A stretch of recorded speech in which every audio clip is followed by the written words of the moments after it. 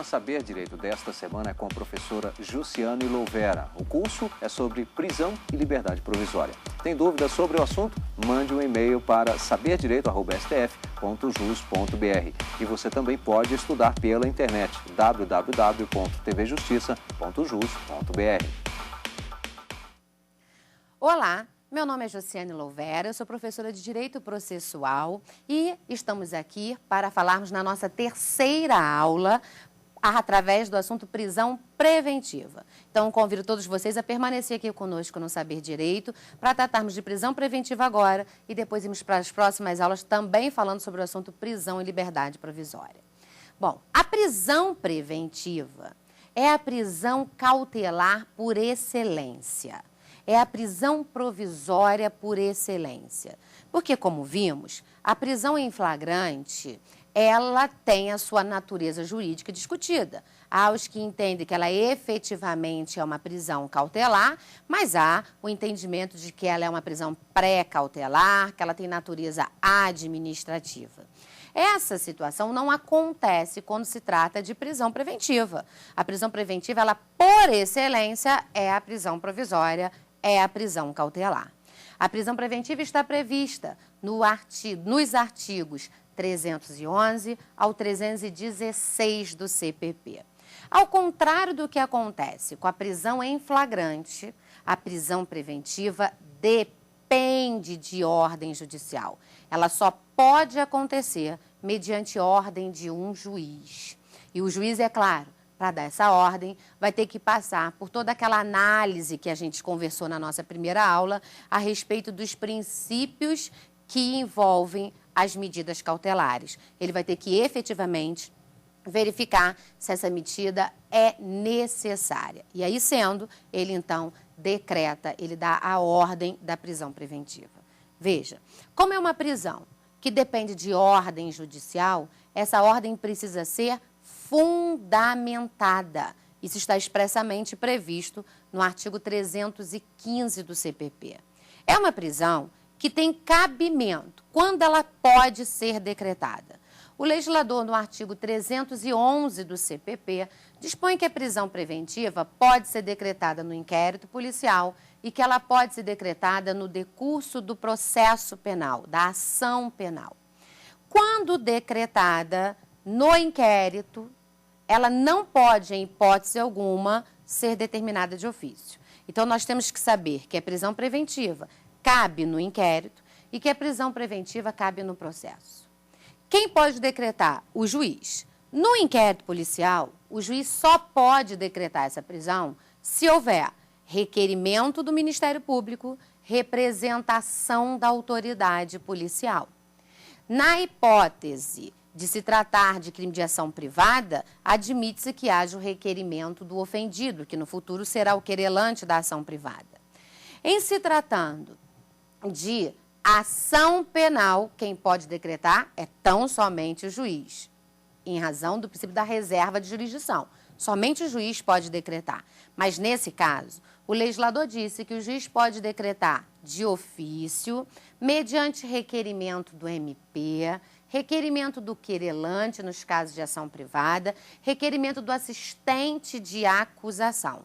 Então, na fase da ação, o juiz decreta de ofício, requerimento do MP, do querelante ou mediante a requerimento de assistente de acusação.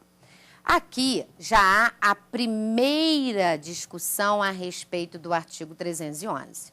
O artigo 311 CPP, ele diz para a gente que o juiz não poderá decretar de ofício a prisão preventiva no inquérito, mas diz que essa prisão pode ser decretada através de requerimento do assistente de acusação, do MP, do querelante ou por representação do delegado.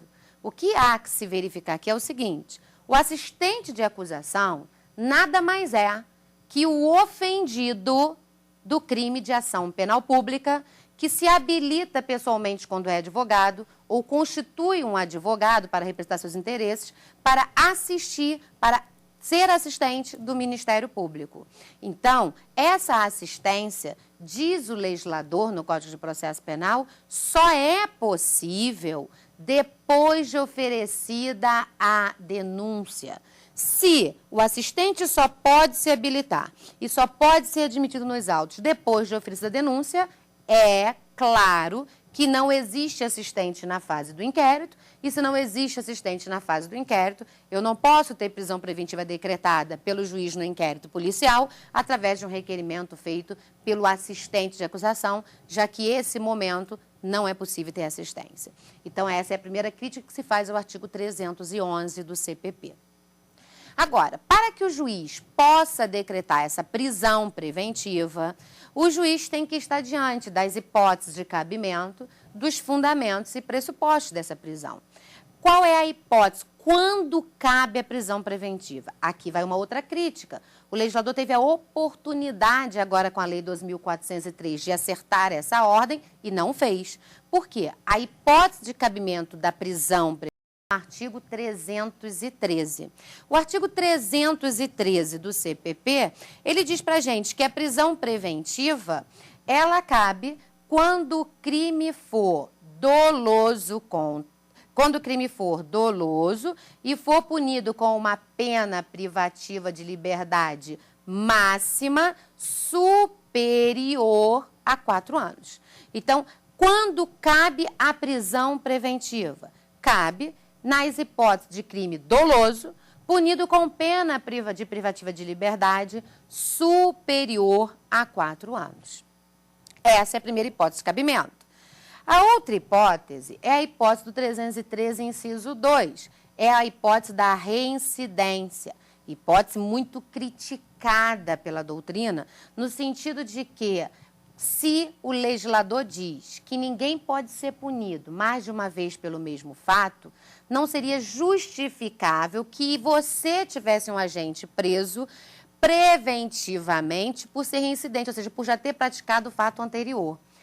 Há quem diga o seguinte: não, ele pode ser preso porque ele não está sendo preso de novo pelo fato anterior praticado. Ele está sendo preso porque já existe uma sentença condenatória anterior. Mas há que se analisar o seguinte: se há uma sentença condenatória anterior, é porque houve uma prática de fato criminoso anterior. Então, é claro que uma coisa leva a outra. E se leva a outra, não teria possibilidade do agente ser preso preventivamente porque é reincidente.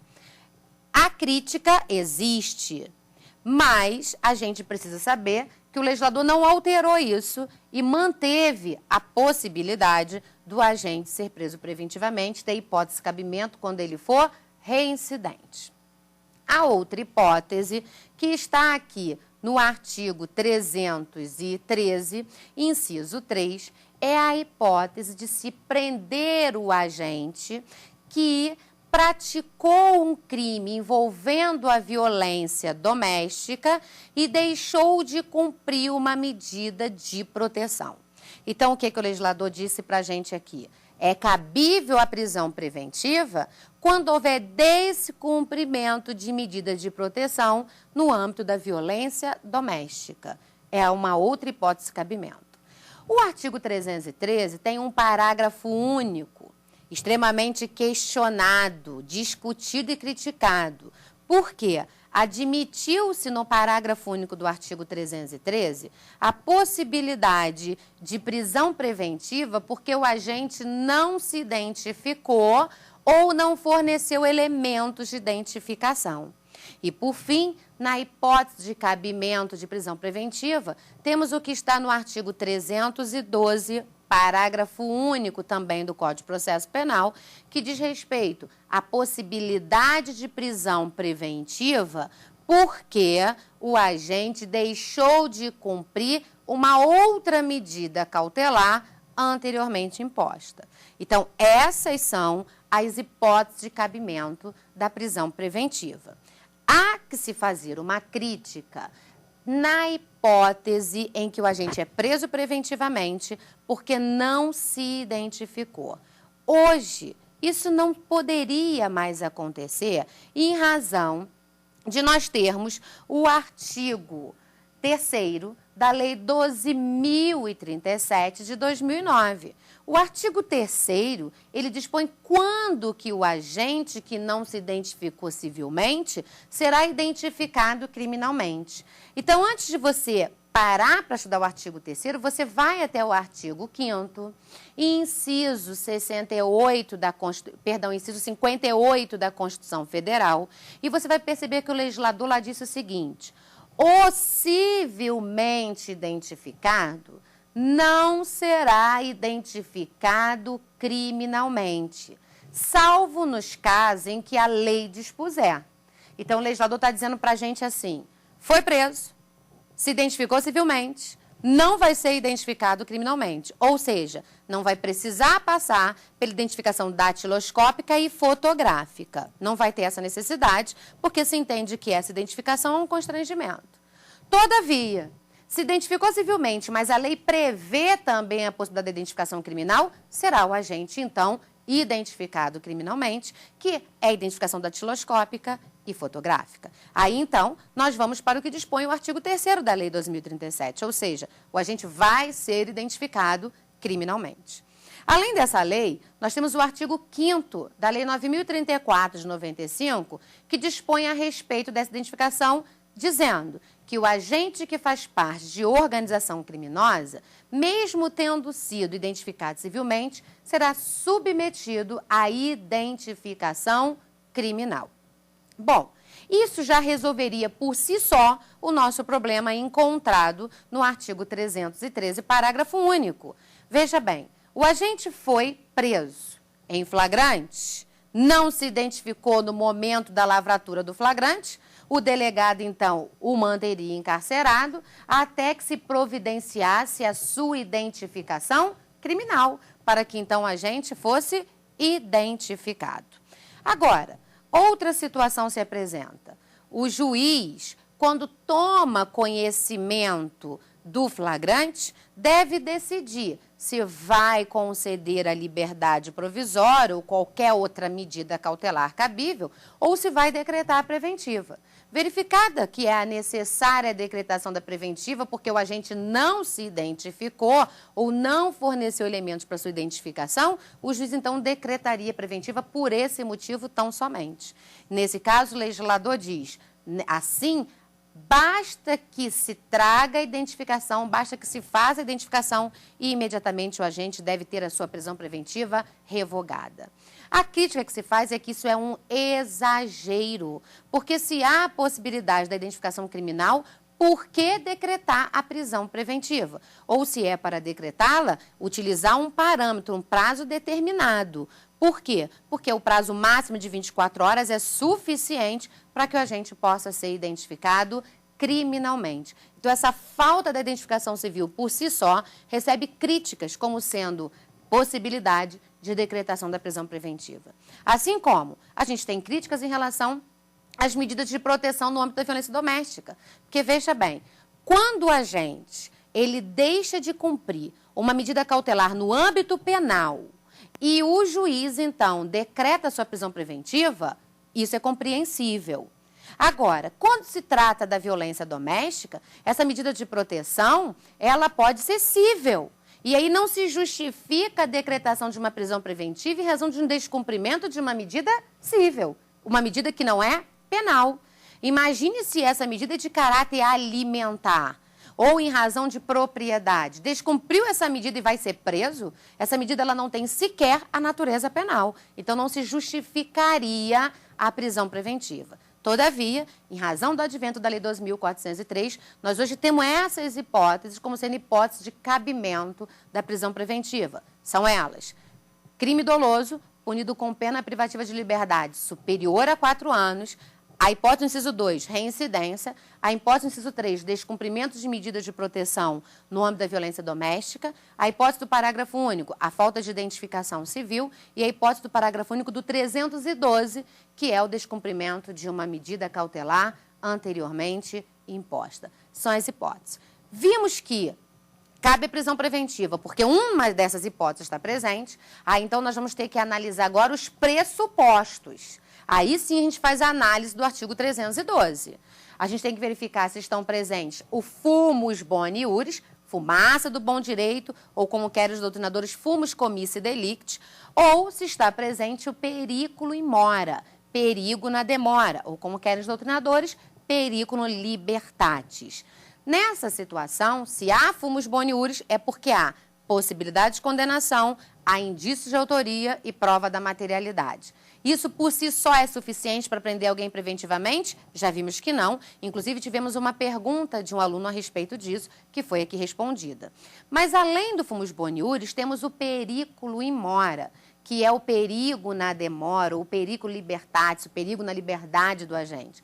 Nessa situação, a gente tem que verificar se a prisão é necessária, adequada e proporcional. Quando a gente vai verificar essa necessidade, essa adequação para a instrumentalização do processo? A gente vai verificar isso quando a gente perceber que a prisão vai ser decretada em razão da garantia da ordem pública, da ordem econômica, da conveniência da instrução criminal ou para assegurar a aplicação da lei penal. Esses são os requisitos do periculo in mora. Questão muito discutida é a questão da garantia da ordem pública e da ordem econômica, porque é muito vaga. Como que a gente vai saber o que é ordem pública, a ordem econômica? O legislador ele não se deu o trabalho de conceituar isso. Então, é mister que se faça uma interpretação a respeito disso. Então, quando vamos ter a garantia da ordem pública? Vamos ter a garantia da ordem pública porque esse agente solto, ele causa um transtorno na sociedade, ele pode continuar a delinquir, ele pode praticar outras infrações, ele pode ter um alto grau de periculosidade, a infração penal por ele praticada é muito grave, tem que se dar o respeito ao judiciário. Então, vários são os argumentos utilizados pela doutrina e pela jurisprudência para se manter a ordem pública. Certo é que questiona-se a constitucionalidade desse requisito para se estabelecer uma prisão preventiva. Há, inclusive, entendimento, e trago aqui o entendimento de um professor do Rio de Janeiro, o André Nicoliti, que tem em seu livro a crítica em razão da possibilidade de decretação de prisão preventiva com fundamento na garantia da ordem pública e econômica, por ser um conceito vago, por não ter uma determinação legal e por ser, inclusive, um adiantamento da pena do agente. Porque a medida cautelar ela tem a natureza de instrumental. Ela não pode ter uma natureza de satisfazer a pretensão de aplicar a sanção ao agente. Então, prende-se o agente para evitar que ele continue a delinquir, para ele não ser um problema para a sociedade, quando existe contra ele uma sentença penal condenatória. Se não existe essa sentença penal condenatória, isso não pode ser um motivo, porque a situação da decretação da medida cautelar é para proporcionar o regular andamento do processo e não para aferir aquela sentença penal no sentido de trânsito em julgado. Muito embora a crítica exista, é um pressuposto trazido pelo legislador. Outro pressuposto é a situação da manter a conveniência da instrução criminal. Esse, sim, seria um pressuposto por excelência para se determinar uma prisão preventiva, porque, afinal de contas, seria um instrumento necessário para que o processo tivesse o seu andamento regular. Então, verificou-se que o agente está ameaçando testemunhas, que ele está corrompendo testemunhas, que ele está destruindo provas documentais, então, ele está atrapalhando o bom andamento do processo, regular andamento processual, aí sim, nós temos que decretar a prisão preventiva em razão de manter a conveniência da instrução criminal. Nessa situação, a prisão preventiva só pode ser decretada durante a instrução. Ela não tem aquela possibilidade de ser decretada depois da sentença condenatória ou em razão da decisão de pronúncia, é só durante a instrução processual que é possível. E a próxima situação é garantir a aplicação da lei penal. Ou seja, verificou-se no caso concreto que o agente se comporta de forma a se furtar a aplicação da lei penal, ele se comporta de forma que vai fugir, já está dilapidando seu patrimônio para angariar bens, dinheiro para conseguir sair do país, já está se envolvendo com hipótese de não querer entregar o passaporte, ou seja, está demonstrando com seu comportamento que vai fugir. Então, ele vai se furtar a aplicação da lei penal. Se isso está presente, o que tem que ser feito? Decretada, então, a sua prisão preventiva. Então, a preventiva, para ser decretada, tem que ter o fumus boniuris e o periculo in mora, que são os pressupostos através desses requisitos que nós vimos. Lembrando-se que o fumus boniuris sempre terá que estar presente com indício de autoria e prova da materialidade, os 2 requisitos. No perigo limora, a gente viu que a gente tem 4. Eu preciso dos 4? Não. Qualquer um desses 4, somado aos 2, que é indício de autoria e prova da materialidade, já é suficiente para se decretar a prisão preventiva.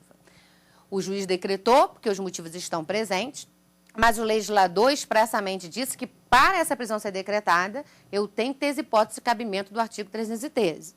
Sendo assim, é certo que não cabe prisão preventiva de crime culposo. Ah, professora, o crime é culposo e tem uma pena maior que 4 anos. O agente é reincidente, o agente não se identificou. Eu posso prendê-lo preventivamente? Não posso, porque o legislador impôs que só cabe prisão preventiva de crime doloso. Então, não cabe prisão preventiva de crime culposo. Assim como também não cabe prisão preventiva de contravenção penal. Então, hipótese em que não se admite a decretação da preventiva, quando o crime for culposo, quando se praticar uma contravenção penal ou na hipótese do agente estar amparado por uma causa excludente de ilicitude expressamente prevista no artigo 23 do Código Penal. São elas: legítima defesa, estado de necessidade, exercício regular de um direito e estrito cumprimento do dever legal. Então, o juiz verificou que o agente foi encontrado em flagrante e ele estava, por exemplo, em legítima defesa, o que o juiz faz? O juiz não converte esse flagrante em preventiva, mas sim concede a liberdade provisória vinculada. Vinculada por quê? Porque ele não vai pagar fiança, mas vai ter que prestar o compromisso de comparecer aos atos processuais, de não se ausentar da comarca do juízo processante, de não praticar outro delito enquanto estiver em liberdade, e ele então ficará vinculado, terá uma liberdade provisória vinculada, em razão do compromisso que ele terá que prestar. Então, nessas hipóteses, não cabe decretação de prisão preventiva. Dito isto, nós vamos agora ouvir uma pergunta de um telespectador. Olá, professora. Meu nome é Rodolfo Souto. Gostaria de saber da senhora se cabe liberdade provisória em qualquer espécie de prisão cautelar. Bom, Rodolfo, a sua pergunta foi excelente no momento adequado para o que a gente está falando. Você quer saber se cabe liberdade provisória para todos os tipos de prisão provisória. Veja bem, liberdade provisória é uma medida cautelar hoje, dentro da nova formatação do CPP, em relação à Lei 2.403. Então, nós vamos ter o seguinte: se a prisão em flagrante é ilegal, dessa prisão ilegal, o que cabe é o relaxamento da prisão em flagrante. Se a prisão preventiva for decretada e o juiz verificar que o motivo pelo qual ela foi decretada não existe mais, o motivo que a gerou deixou de existir, essa prisão, então, precisa ser revogada. Todavia, se estivermos diante de uma prisão em flagrante legal, uma prisão que foi feita nos termos da lei e agora verifica-se que essa prisão não é necessária, porque não existem os fundamentos para se converter essa prisão em prisão preventiva, aí então seria o caso de se conceder a liberdade provisória. Então, diante disso, a gente percebe o seguinte: nós temos uma prisão preventiva, uma prisão em flagrante, uma prisão temporária. Todas essas prisões, elas só vão ser possíveis quando presente o motivo legal. Então, vou te dar um exemplo. Vamos imaginar que a gente tenha uma prisão em flagrante feita num crime de ação penal de iniciativa privada. Primeira coisa que se pergunta: prisão em flagrante é cabível nas infrações de ação privada e nas ações penais públicas condicionada à representação? Resposta: é cabível. Então, é possível capturar alguém em flagrante em um crime de ação privada e um crime de ação pública condicionada? É possível. Mas para que o auto de prisão em flagrante possa ser lavrado e, por via de consequência, se defina ou não se o agente vai ser encarcerado, é necessário que a autoridade policial verifique o tipo de ação penal para o crime que o agente que foi capturado vai existir. Por quê? Porque se o crime for de ação penal pública incondicionada, o delegado autua em flagrante, manda o agente para o cárcere, indicia o mesmo, instaura o inquérito de ofício. Mas se o crime for de ação pública condicionada à representação ou for de iniciativa privada, para que o delegado possa autuar o agente em flagrante, encaminhá-lo para o cárcere e, por via de consequência, instaurar o inquérito indiciando o mesmo, é necessário que haja a manifestação de vontade da vítima. Em se tratando de ação privada, a vítima precisa requerer. Em se tratando de ação penal pública condicionada, a vítima precisa representar.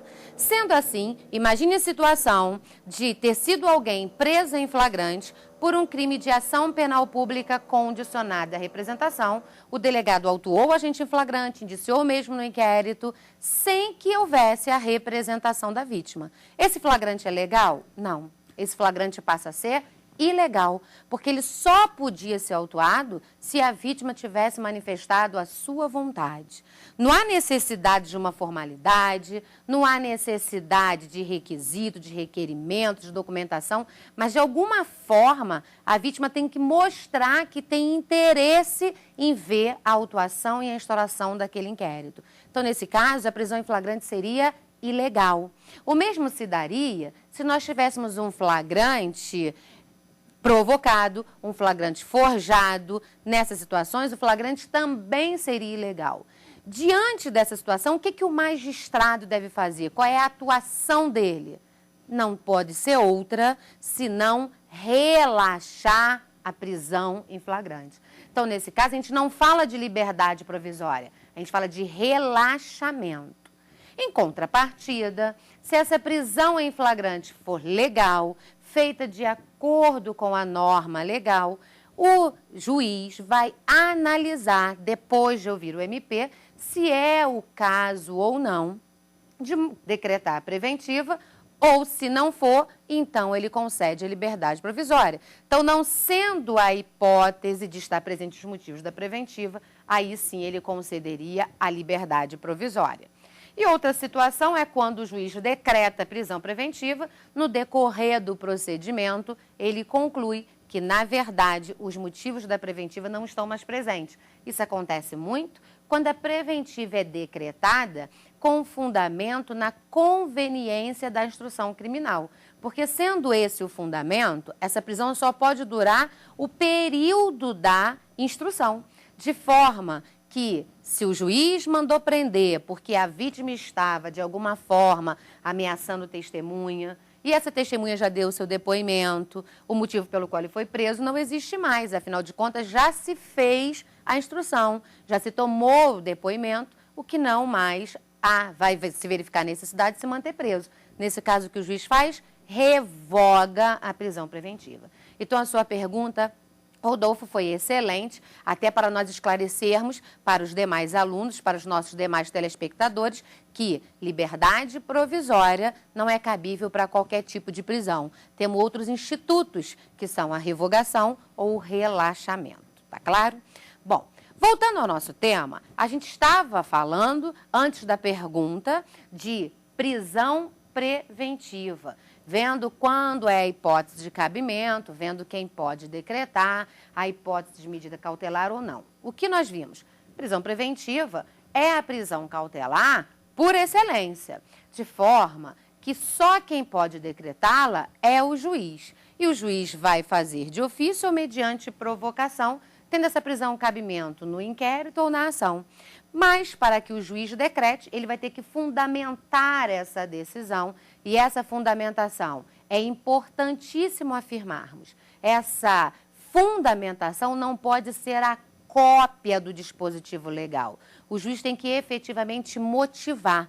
E motivar significa o juiz mostrar que existe fumus boniúris e periculo in mora, indícios de autoria e prova da materialidade, mais a necessidade, a adequação e a proporcionalidade em sentido estrito. O juiz mostrando isso, fundamentando com elementos contidos dos autos, a prisão poderá ser decretada de forma devidamente fundamentada. O juiz, ele decreta, ele ordena a prisão preventiva, ele dá a ordem. Essa ordem é lavrada, subscrita pelo escrivão. Então, a partir desse momento, vai se instrumentalizar o documento que autoriza a prisão. Nós vamos ter, então, a expedição do mandado de prisão, que está previsto lá no artigo 285 do CPP. O legislador diz para a gente que o juiz dá a ordem, o escrivão faz a lavratura e esse mandado é expedido em 2 vias. O legislador trata da expressão duplicata, porque uma via desse mandado vai ficar com a autoridade que prender. E a outra via vai servir de recibo, chamado tecnicamente de nota de culpa, para o preso. O juiz ordena, o escrivão lavra. E quem cumpre esse mandado de prisão? O delegado de polícia ou o oficial de justiça. Nos casos das prisões determinadas por juiz criminal, é comum verificarmos que esse cumprimento vai se dar na forma do artigo 13, inciso 3 do CPP. Ou seja, o delegado de polícia vai cumprir essa ordem de prisão expedida pela autoridade judiciária. Mas como nós dissemos, esse mandado é feito em duplicata, 2 vias. E o delegado, algumas vezes, precisa de mais vias, porque às vezes não se trata de um único preso, às vezes se trata de um preso que tem que ser procurado pela equipe, então vai cada um para um endereço diferente. Então, o legislador autoriza no artigo 297 do CPP que o delegado providencie a reprodução desses mandados. Então, o delegado ele pode expedir mandado de prisão no sentido de reproduzir aquele já existente determinado pelo juiz competente. Então, ele vai cumprir essa ordem de prisão. No mandado, deve constar o nome da pessoa que deve ser presa. Se não se souber o nome, a identificação completa, faz-se a sua qualificação indireta, pode-se colocar seu apelido, sua alcunha, os sinais característicos pelos quais ele possa vir a ser identificado. Deve constar também, sempre que possível no mandado, o endereço onde essa ordem será cumprida, sempre que possível. A gente não pode ter um mandado de prisão de forma genérica, mandando ir para qualquer lugar. Tem que ter o endereço, sempre que possível, de onde ele deverá ser cumprido. Deve constar também nesse mandado a infração pela qual a gente está sendo preso. Qual é o crime que lhe está sendo imputado para que então ele seja preso. E se o crime for afiançável, já deve constar no mandado o valor da fiança. Um detalhe muito importante. As infrações penais podem ser afiançáveis ou inafiançáveis. Se a infração penal é inafiançável, a falta do mandado não obsta à prisão. É o que dispõe o artigo 287 do Código de Processo Penal. Mas aqui é necessário que você tenha uma interpretação de acordo com o que está na lei. Gente, o que não vai ser obstáculo para a prisão não é a inexistência do mandado, e sim a falta da posse do mandado. O que você tem que perceber? Toda prisão provisória, com exceção do flagrante, depende de ordem judicial.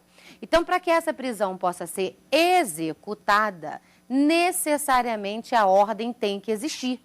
Só que, às vezes, o crime é inafiançável, o agente vai ser encontrado em local diverso daquele de onde o juiz expediu a ordem e nada impede que a autoridade policial, nesse caso, tomando conhecimento que existe uma ordem judicial, mas se trata de crime inafiançável, capture aquele agente mesmo sem portar o mandado. E, nesse caso, diz o artigo 287 do CPP, que esse agente tem que ser conduzido imediatamente à presença da autoridade competente. Agora, em se tratando de infração penal afiançável, Como no próprio mandado já vai constar o valor da fiança, não é possível se executar essa prisão sem ter a ordem de prisão em mãos, sem ter o mandado. Bom, dito isto, é bom salientar o seguinte: a prisão preventiva, o mandado, será cumprido, via de regra, naquela comarca de onde o juiz expediu. Mas nada impede que o agente que tenha que ser preso esteja foragido, esteja em outra comarca. E nesse caso, como que a gente resolve essa situação? Esse mandado, ele pode ser cumprido na comarca de onde o juiz expediu, mas também em outra. E pode ser cumprido em outra comarca através de carta precatória, através de um pedido feito por um telefonema, ou até mesmo por qualquer outro meio de comunicação que seja viável de comunicar a outra autoridade a respeito dessa prisão. O que há de importante aqui é o seguinte: se o crime for inafiançável, qualquer um desses meios é suficiente para se cumprir a ordem de prisão, visto que é possível se prender o agente mesmo sem ter a posse do mandado. Em contrapartida, se o crime for afiançável, não é possível executar essa prisão somente com a autoridade recebendo um telefonema, porque nesse caso, essa autoridade não teria cópia do mandado para comprovar o valor da fiança que foi arbitrado pelo magistrado. Então, nesse caso, nós teríamos que ter um mecanismo em que se pudesse materializar essa ordem através de um documento. Mandasse um e-mail e lá, então, iria se reproduzir, iria se imprimir, mandasse um fax ou mandasse através de carta precatória. Mas é possível o cumprimento através de todos esses meios. Um detalhe: quando o delegado for cumprir a ordem de prisão, esse delegado tem que verificar alguns detalhes em relação ao respeito das garantias fundamentais do homem. Por quê? Se o delegado vai cumprir o mandado de prisão, ele vai ter que dizer para o preso quais os direitos constitucionais que o preso vai manter, mesmo na condição de preso. Então, ele vai ter que dizer para o preso, fazer com que ele tome ciência, ele vai inclusive assinar o auto de prisão em flagrante demonstrando, o cumprimento do mandado de prisão, assinando que ele tem o direito de ficar em silêncio, que ele tem o direito de receber visitas, que ele tem o direito de não fazer prova contra si mesmo, que ele mantém o direito à integridade física. Então, é dever do delegado, no cumprimento do mandado de prisão, dizer para o preso os direitos fundamentais que ele vai manter. Assim como o delegado, ele terá a responsabilidade de dizer para o preso também que ele tem o direito de ser submetido ao exame de corpo de delito antes de entrar no cárcere. Aliás, é uma medida imprescindível para garantir que o preso não terá violada a sua integridade física. Eu costumo, inclusive, dizer que o exame de corpo de delito, nesse caso, é imprescindível para os dois lados. É o direito e uma garantia do preso, porque é o direito, ele tem o direito de exigir e a garantia que ele tem de que não terá violado a sua integridade física. E, por outro lado, é uma garantia para quem prende, porque quem executou a prisão vai ter uma prova de que, se esse preso no futuro vier a ter uma violação à sua integridade física, não foi ele que praticou, já que ele tem a prova do exame de corpo de delito. Tá claro? Mas antes de nós continuarmos com esse assunto, a gente vai ouvir mais uma perguntinha de um telespectador. Olá, professora Josiane, meu nome é Edilena Santos e a minha dúvida é: qual o prazo de comunicação do flagrante ao juiz? Bom, a Edilena fez uma pergunta excelente e a pergunta dela é: qual o prazo de comunicação da prisão em flagrante para o juiz? Vamos analisar o seguinte: o agente vai preso em flagrante. O delegado autua esse cidadão em flagrante. O legislador, no artigo 306, diz que, autuado o agente em flagrante, o delegado terá que comunicar imediatamente essa prisão ao juiz, ao Ministério Público, ao familiar ou qualquer outra pessoa indicada pelo preso. Então, prendeu em flagrante, a comunicação ao juiz deve ser o que nos termos da lei? Imediatamente. Mas o Código de Processo Penal, no artigo 306, prossegue e diz para a gente o seguinte: autuado o agente em flagrante, o delegado terá o prazo de 24 horas para entregar ao preso um recibo chamado nota de culpa, onde vai constar os motivos da prisão desse agente, qual a autoridade o prendeu, já que é direito constitucional dele saber o nome de quem fez a sua prisão e o interrogou. Mas também consta no artigo 306 que nesse prazo de 24 horas o delegado deverá encaminhar cópia do flagrante para o juiz competente e cópia do flagrante para a Defensoria Pública, caso o preso não tenha advogado. Então, o que se observa aqui é que o artigo 306 diz que a comunicação ao juiz é imediata, mas ao mesmo tempo ele diz que a entrega do flagrante para o juiz, a entrega da cópia é no prazo de 24 horas. Então, hoje, nós temos tido como majoritário entendimento, seja pela jurisprudência, seja pela doutrina, no sentido de que essa comunicação imediata pode se compreender esse período de 24 horas. Mas isso é um entendimento jurisprudencial e doutrinário de que esse período da comunicação ao juiz, que está escrito como imediata, pode se estender ao período de 24 horas, que é de mandar a cópia do flagrante para o juiz. Todavia, a lei fala em imediatamente. Então, vamos imaginar que a gente está lá na universidade, estudando, vê uma questão da prova, e você tem lá uma prova objetiva dizendo: a comunicação deverá ser feita ao juiz em razão do flagrante imediatamente. E vem a outra letra e diz: a comunicação do flagrante deverá ser feita ao juiz em 24 horas. Ora, numa prova dessa, você optaria pela primeira alternativa. Por quê? O legislador diz que é imediatamente. Agora, quando a gente está fazendo uma prova discursiva, em que o professor nos exige que a gente dê o nosso conhecimento, aí você vai mostrar que a lei fala que é imediatamente, mas se tem entendido que esse imediatamente pode ser compreendido como prazo, dentro desse prazo de 24 horas. Tá claro? Bom, é necessário ainda salientar que quando o delegado de polícia vai cumprir o mandado de prisão, e aí nós vamos levar em consideração que não essa situação que nós vamos colocar agora não é apenas para quando o delegado vai cumprir o mandado. É em qualquer hipótese que ele for cercear o direito de liberdade de locomoção do agente. Nessa hipótese, o delegado terá a possibilidade de se utilizar da força. Se é a autoridade policial que se utiliza da força, a gente chama isso de estrito cumprimento do dever legal. Mas a gente já viu que quando se tratar de flagrante, a prisão pode ser feita por qualquer do povo. E aí, se ele necessita usar a força para prender, estaremos diante do exercício regular de um direito. Mas tudo isso a gente explicou para você saber o seguinte: quando se vai executar uma prisão, a regra é não usar da violência. Eu sei que você que me ouve pensa assim: mas como que eu vou prender alguém sem utilizar da força? Como que eu vou prender alguém sem ter que algemar, sem ter que, às vezes, me utilizar de uma força, de fazer com que eu tenha que, às vezes, inclusive usar de violência? Como que eu vou prender alguém dessa forma? Bom, nós já vimos aqui desde o início que a regra do ordenamento jurídico é a liberdade plena. A exceção é a prisão. De forma que, quando essa prisão vai se dar, eu tenho que fazer o máximo para ofender o mínimo da integridade do agente, para ofender o mínimo da dignidade humana.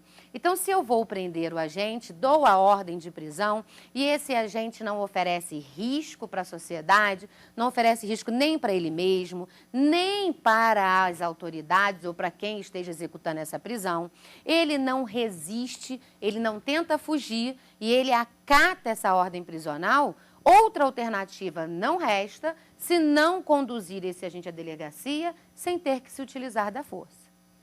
Em contrapartida, se verificarmos que o agente resistiu, que ele tentou fugir, que ele traz risco para aqueles que estão à sua volta, aí sim é a possibilidade de se utilizar da força. Que força, professora? Aí eu te digo, a força necessária, a força imprescindível para fazer cessar aquela resistência ou tentativa de fuga que o agente está praticando. E dentro dessa força está aquilo que é muito discutido, a possibilidade da utilização de algemas. Na verdade, nem precisávamos mais discutir sobre esse assunto, porque o STF já pôs um basta com a súmula vinculante número 11, tratando do uso de algemas. Então, já especificou de forma clara quando essa utilização será possível e compreende-se entre as possibilidades de se utilizar a força na hora de executar uma ordem prisional, o uso da algema. Então, o uso de algema é uma das espécies de uso de força na hora de executar a ordem. Mas veja bem, é possível que nesse momento do cumprimento da ordem de prisão, o uso de algema seja o mínimo. Você, inclusive, saia a um tiroteio, você tenha aquela situação de resistência do agente em que ele reage, você tem que atirar, e aí, então, você verifica que é possível você acabar ceifando a vida daquele que deveria ser preso. A autoridade se depara com uma situação como essa. É importante salientar que o uso da força, ele pode ser em face do próprio agente e em face de terceiros que estejam auxiliando o agente. E quando essa força é usada, é necessário se lavrar um auto de resistência, principalmente quando, em razão da utilização da força, você acaba matando, ceifando a vida do indivíduo, porque é necessário que haja uma justificativa do seu comportamento. Lavra-se um auto de resistência, de acordo com o previsto no artigo 292 do Código de Processo Civil.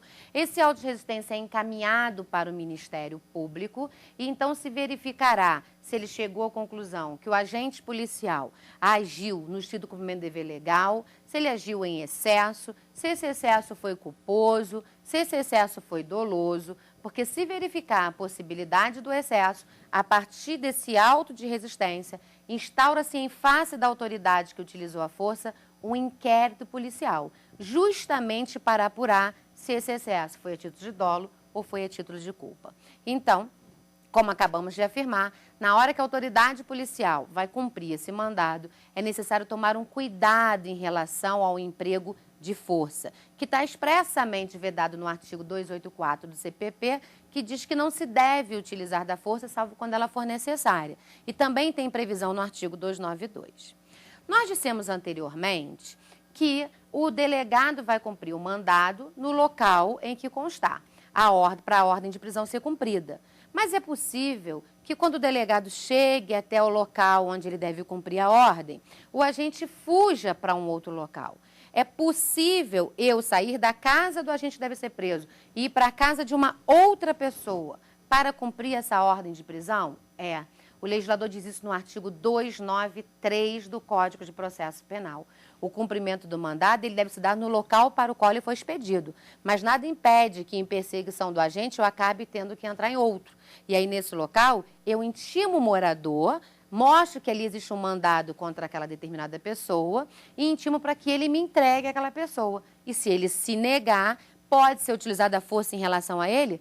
Também pode, de acordo com o que está no artigo 293 do Código de Processo Penal.